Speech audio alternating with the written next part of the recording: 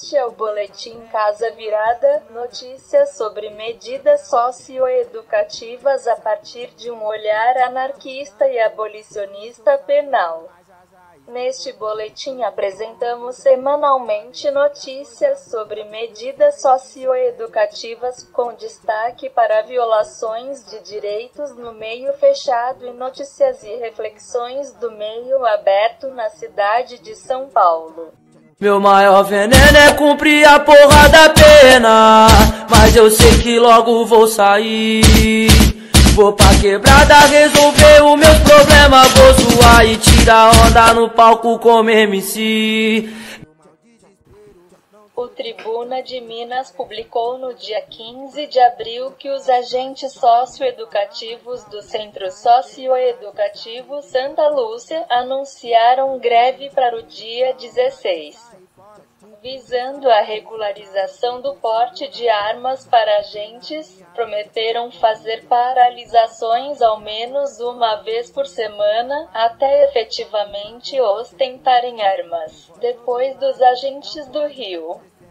Conforme já falamos aqui, será um passo para todos os agentes socioeducativos do Brasil terem porte de arma. O G1 noticiou no dia 16 de abril que, segundo o Sindicato do Grupo Socioeducativo e de Proteção no Amapá, que o Centro de Medida Socioeducativa de Internação Masculina de Macabá registrou só em 2019 42 fugas.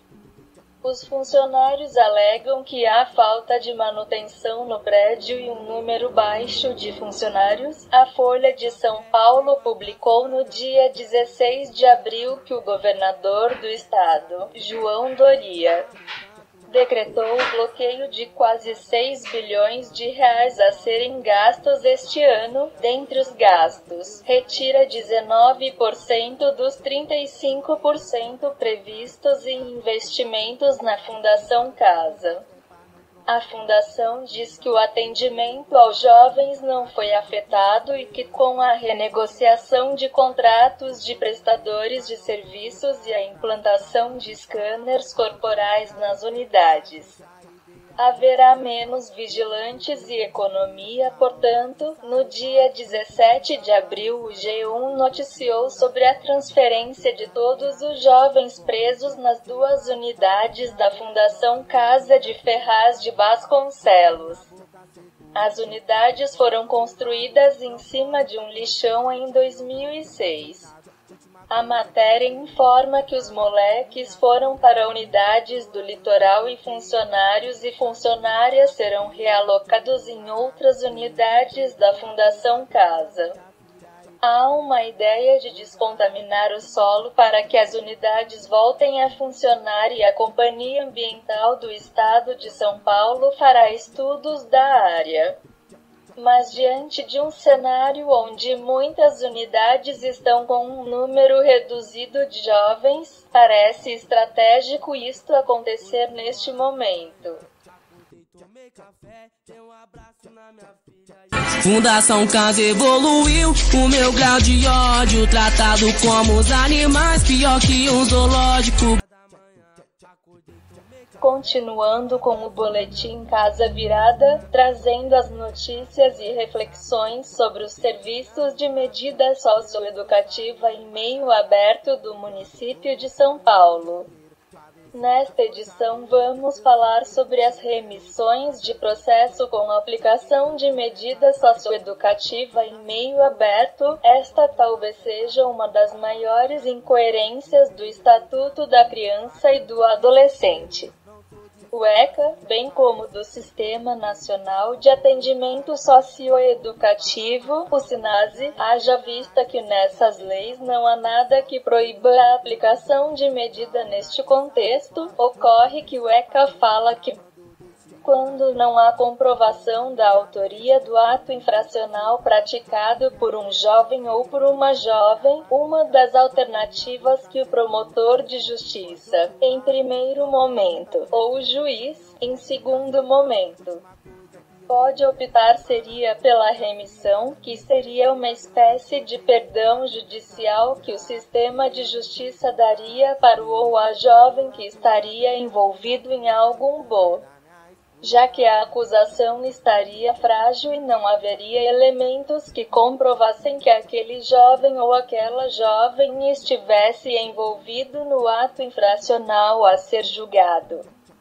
Uma vez que fosse concedida a remissão pelo promotor ou pelo juiz, não haveria a tramitação do processo judicial, já que este seria um perdão.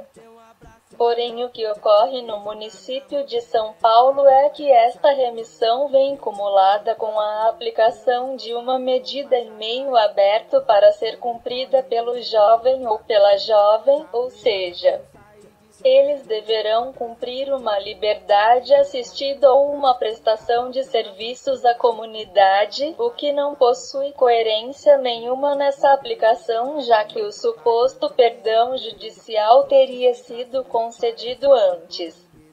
Isso só mostra o quão punitivista o sistema de justiça é, sendo camuflado por falas de garantias de direitos. Não tem lógica alguma a ser aplicado uma remissão com medida socioeducativa em meio aberto, uma vez que não foi comprovado a autoria ou envolvimento do jovem no ato infracional e por isso então que há o recurso da remissão. Além disso, o que percebemos enquanto técnicos de medida socioeducativa é que quando há a possibilidade de pedir a extinção da medida aplicada na remissão por questões de trabalho, escola, curso, etc., o judiciário não concede a extinção, pois afirma que o ou a jovem concordou com a aplicação da medida quando ela foi feita.